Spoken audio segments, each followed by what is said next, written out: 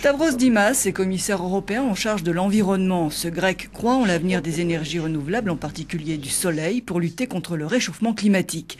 À la conférence de Bali sur le climat, c'est lui qui représente l'Union européenne. La stratégie contre les émissions de CO2, mais aussi la question épineuse des OGM dans l'agriculture. Stavros Dimas répond à nos questions. Commissaire, bienvenue sur Euronews. Alors que la conférence de Bali vient d'ouvrir, quel est l'enjeu?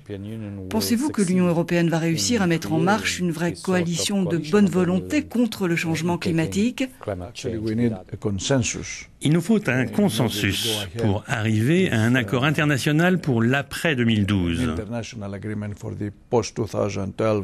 Cela nous permettra d'être efficaces dans la réduction des émissions et d'empêcher un réchauffement global supérieur aux 2 degrés Celsius qui, selon les scientifiques, représente la limite à ne pas dépasser. Oui, mais c'est une idée de l'Union européenne, qui apparemment est totalement isolée.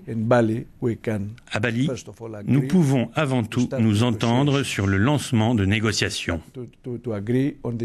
Nous entendre sur un processus de négociation et sur certains éléments qui figureraient dans un futur accord. Et d'ici la fin de 2009, nous devrions disposer d'un accord qui nous permette de combattre le réchauffement climatique de façon efficace. En termes politiques, et pour atteindre les objectifs que vous avez mentionnés, pensez-vous qu'il est important pour ces pays, comme pour l'Union européenne, de déclarer ouvertement la mort de Kyoto? Nous le voyons en ce moment aux États-Unis, au Congrès par exemple, et dans certains États.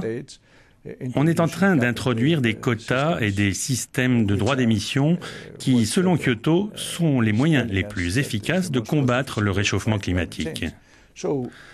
Par conséquent, nous continuerons à avoir un Kyoto.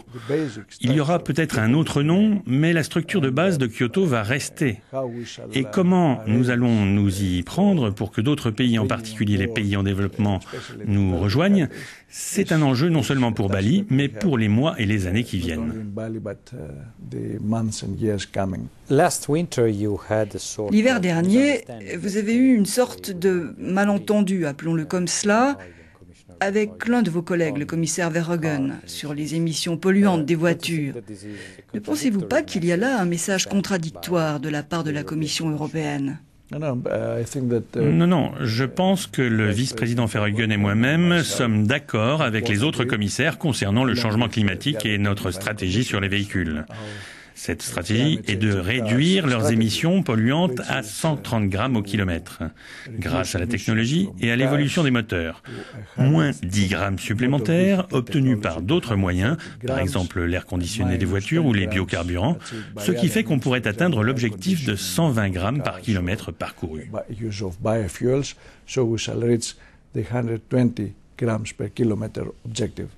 Pensez-vous réellement qu'on peut développer les énergies renouvelables sans le nucléaire?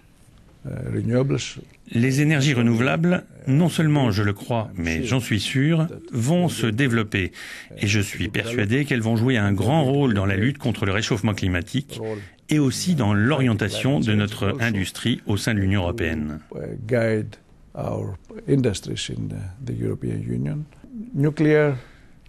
L'énergie nucléaire est quelque chose qui, pour la Commission européenne,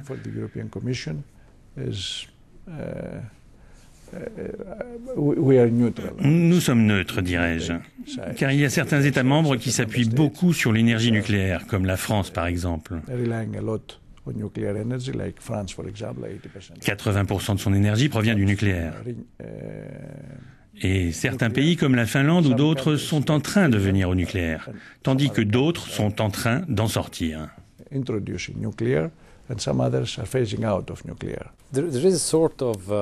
y a une sorte de, disons, polémique sur 2 types particuliers de maïs transgénique. Le premier, c'est le BT11, et l'autre, c'est le 1507. Vous avez une position particulière. Les autres commissaires n'ont pas le même avis. La Commission est apparemment divisée sur cette question. Pouvez-vous nous en dire plus là-dessus? Nous avons une tradition au sein de la Commission Barroso, c'est de décider par consensus. Et je suis certain que nous allons trouver la bonne réponse. Nous allons prendre la bonne décision. Nous ne connaissons pas les effets à long terme de la culture de ces deux variétés de maïs.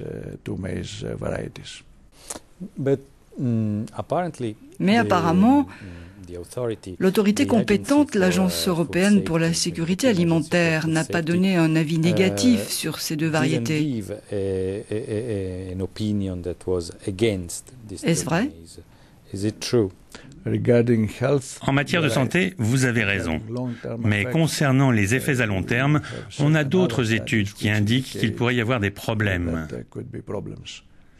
Nous devons être prudents, parce que si nous avons une contamination aux OGM, alors il sera très difficile de revenir en arrière.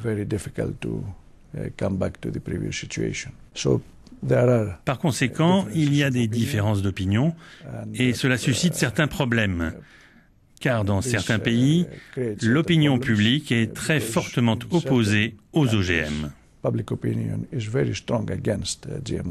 Mais encore une fois, ce que nous devons regarder, c'est ce que la science nous dit. Toutes nos décisions doivent s'appuyer sur la science. Thank you, Commissioner. Thank you very much.